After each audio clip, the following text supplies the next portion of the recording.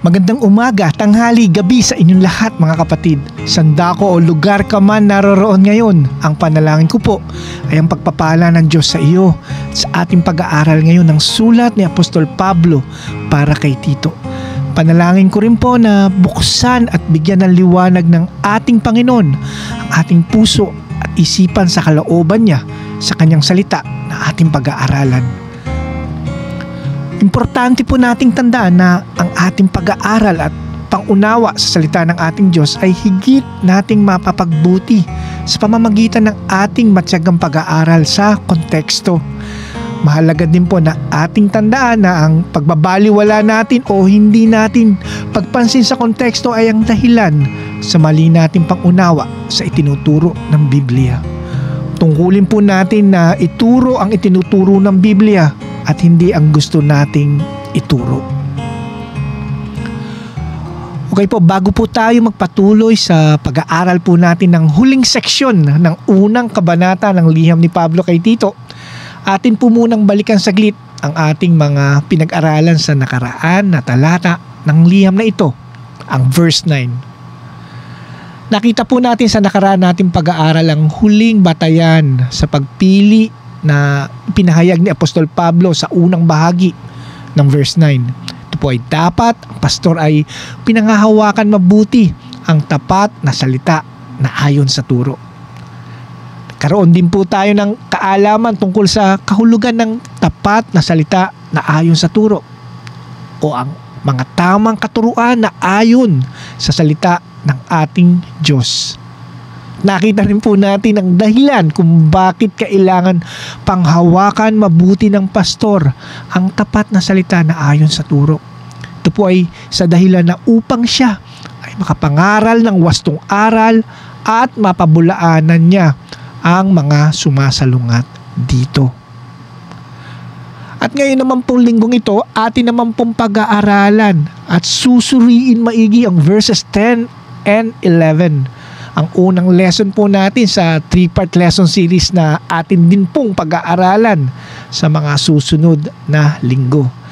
Ito po ang huling seksyon ng chapter 1 na pinamagatang kong pagtatanggol sa pananampalataya, manindigan laban sa mga mapanlinlang.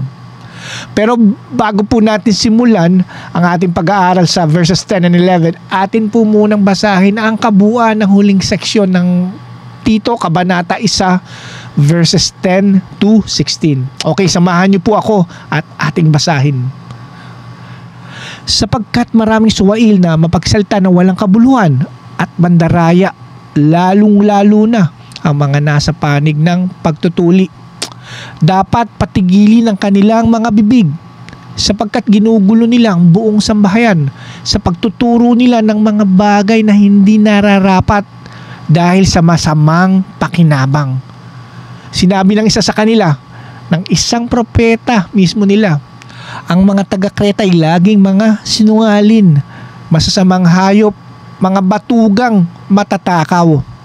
Ang patutuong ito ay tunay dahil dito'y mahigpit mo silang sawayin upang maging malakas sila sa pananampalataya, na huwag makinig sa mga katang-isip ng mga Hudyo, sa mga utos ng mga taong nagtatakwil sa katotohanan. Sa malinis, ang lahat ng bagay ay malinis, ngunit sa marurumi at hindi nananampalataya ay walang anumang malinis, kundi ang kanilang pag-iisip at budhi ay pawang pinarumi. Inaangkin nilang kilala nila ang Diyos, ngunit sa pamamagitan ng kanilang mga gawa ay ikinakaila nila. Palibasay sila'y kasuklam-suklam, mga masuwayin at hindi naaangkop sa anumang gawang mabuti.